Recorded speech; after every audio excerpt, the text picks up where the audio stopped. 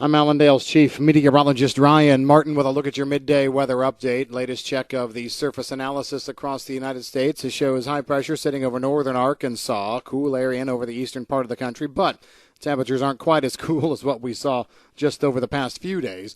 Keeping an eye off to the north as we have a cool front sagging southward across the Great Lakes. Low pressure in eastern North Dakota going to be hooking up with this front. Look like it's going to be a quick-moving Great Lakes little system. Cloud cover associated with it right now runs across Minnesota, down into portions of northeast Iowa through Wisconsin. It'll eventually work its way through northern parts of Illinois. Don't think there's a lot of precipitation there, but as we watch over the next 12 to 18 hours, I think we'll see scattered showers, very light showers, but scattered showers moving across the upper Midwest and into the Great Lakes.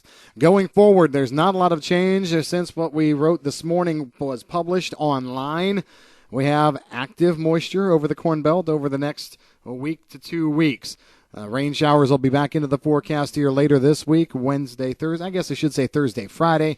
We'll see another system early next week on Monday. We got a system for the 9th and 10th, one for the 12th, one for the 14th. You get the idea. Moisture moving through.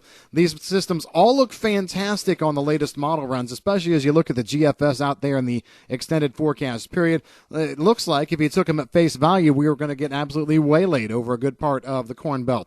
Plenty of moisture coming in before planting. However, as we step back and take a look at how things have evolved so far, you know what? There haven't been any real good weather systems in over the heart of the Corn Belt here recently. All the good moisture has actually been down to the south, Ohio River Valley, extreme southern Illinois, into Missouri, actually areas that want to be planting sooner.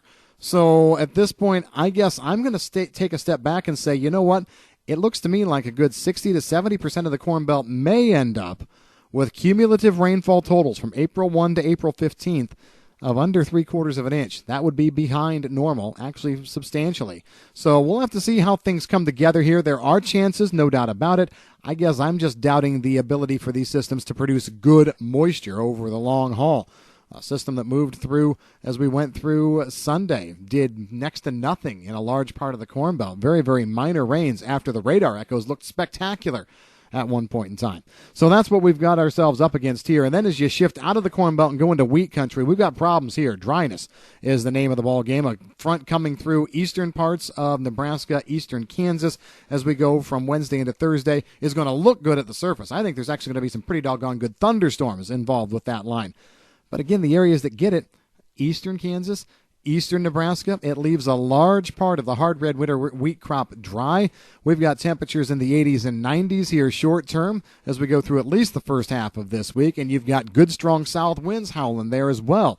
Not the best kind of scenario for wheat, so we'll have to watch this very, very closely. I think the western half of the wheat belt from Nebraska all the way down into Texas, the western half of the wheat belt in there, could go the next 2 weeks with little to no precipitation.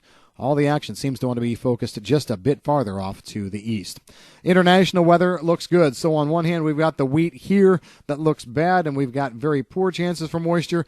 And then to flip side it, we're looking at Australia with good moisture. Every significant model run comes in and puts a little bit more moisture in, especially building the last part of the 10-day period. Western Australia, 1 to 3 inches of rain over the next 10 days. Eastern parts of Australia, New South Wales, Victoria, probably 1 to 2. Even South Australia getting in on the act. They're a little behind, but still going to be getting some moisture. And the way the pattern is shaping up, you know what? This isn't something that's just going to be, okay, day 10, boom, we're done.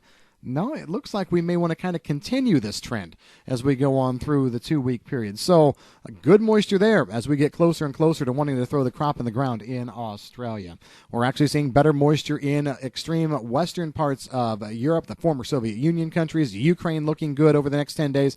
Dry areas in Russia now are in the central region, or I should say the eastern half of the central region, the Volga region, then into Kazakhstan. We're looking at dryness there. So we're seeing slightly better moisture develop. It's just, can it get everywhere by the time we need it to?